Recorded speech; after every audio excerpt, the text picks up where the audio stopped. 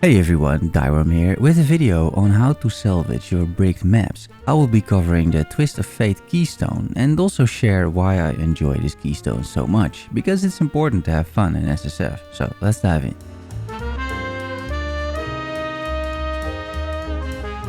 Let's first talk about how we got here. At this point in the league, week 2, chances are you are rolling a bunch of tier 16 maps, and it's likely you are corrupting maps as well, which means every now and then you will brick your maps. Bricking in this context means that they roll modifiers that your build cannot run if you are unaware. The way I see it, you have 3 options when it comes to bricked maps. 1. Look at them and be sad. 2. Stash them until you roll another build and see if that build can run those maps. Chances are you are still gonna be sad and look at them. Or 3. Spec into the Twist of Fate keystone and gamble a little bit. And as this is an SSF channel, with me sort of trying to persuade you it's not all that important to be super efficient min-max playing the game all the time unless you enjoy that. Why not have some fun? Gamble a little bit. Who knows what you may discover in maps that you normally don't run. You might even like them.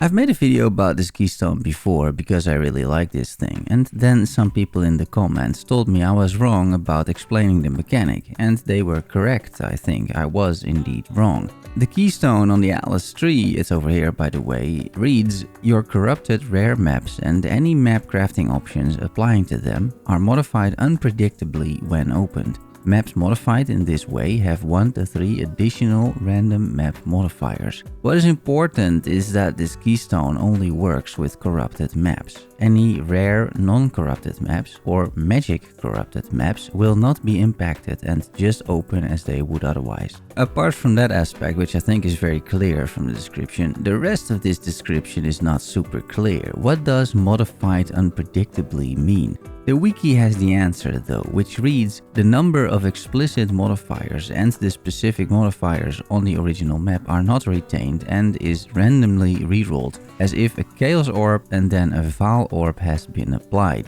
This also includes fractured modifiers. The map can randomly roll 4 to 6 or 8 base modifiers, plus an additional 1 to 3 modifiers.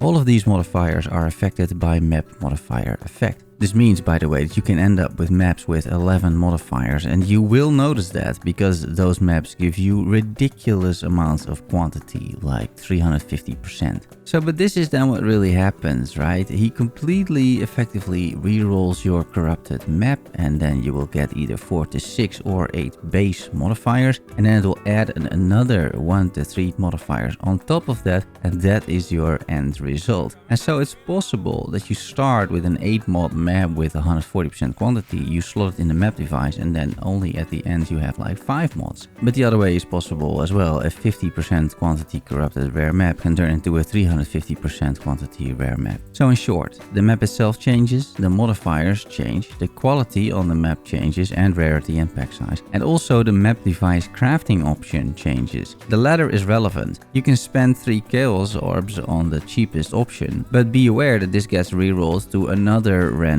option, including the ones that are simply bad, but also it can randomize to a very strong and much more expensive map crafting option.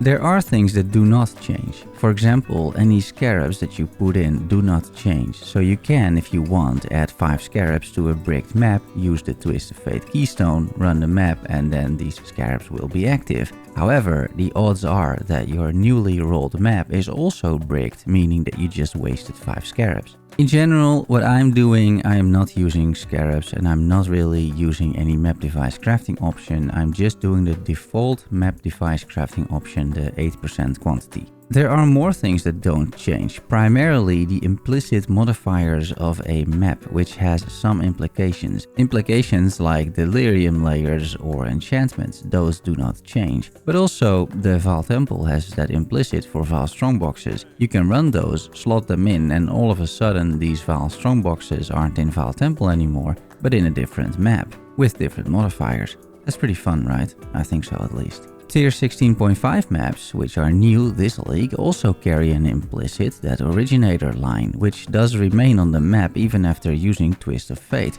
So in case you decide to corrupt your tier 16.5 maps and they break, you can still use Twist of Fate trying to salvage them. While tier 17 maps don't have implicits, you can put in corrupted tier 17s and they will behave the same way as corrupted tier 16s do and roll a different map with different modifiers. I'm just giving you an example here, but these maps tend to get incredibly dangerous and I'm not able to complete this bullshit, nor do I want to. I'm not a big fan of tier 17 maps, but I'm trying to be, complete here in my explanations. So you can do this with tier 17s if you so please. What's also good to know is that your Atlas passive tree is still valid. That doesn't get randomized in any way. And in order for this to work, of course, you have to allocate the keystone Twist of Fate.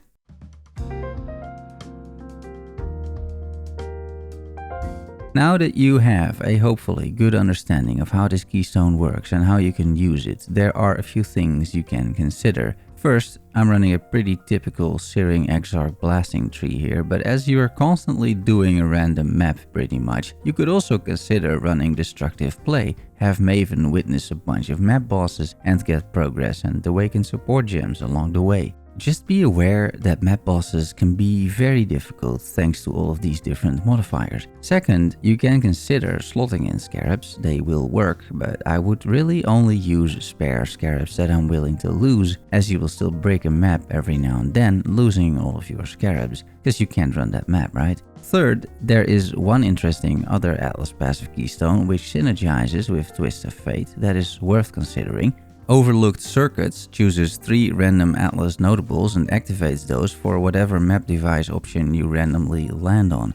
You can take the cheapest map crafting device option, which is 3 chaos, have this keystone enabled, making it 6 chaos, and randomly get a potentially very expensive map device crafting option, including a bunch of notables, and all of that can happen on maps that tend to have massive amounts of quantity and rarity and pack size because they have so many mods. You will waste some Chaos Orbs every now and then, sure, but if you have 800 plus of them like I do and run Searing Exarch, you will make those back without any issues. Fourth, depending on how broken your build is, but you should consider just clearing the trash mobs in the map and not the map bosses. Those map bosses with all these modifiers plus potential Eldritch Altar buffs can have more life than the Shaper itself, and spending a minute killing them or dying may not be worth it. If I barely see the live move of a map boss, I just portal out and take on the next map.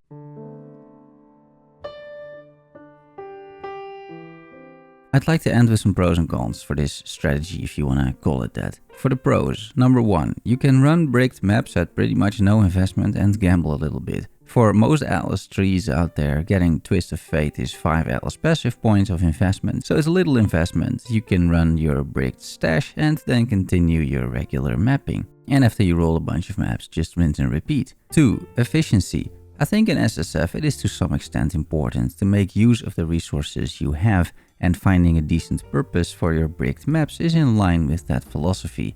3. Running random maps, which may seem a con as well, but because these maps have such high quantity and pack size, you have a good chance to spawn the Seer, the Nameless Seer, for scrying maps, or for uniques, or you regularly also spawn a Mirror of Kalandra. I'm not sure this is like an official statement or acknowledged anywhere, but at least anecdotally from my own experience, those spawn way more often on maps with big quantity, rarity and pack size, so I'm under the impression I see them more often than I'm running regular maps. And then 2 cons. 1. You must check the map mods at the map start every single time. If you forget or are distracted and start running the map, you can instantly kill yourself because the map may have reflect, or worse, kill your specters thanks to elemental reflect. 2. You are running random maps, including some bad ones, and some people may not like that.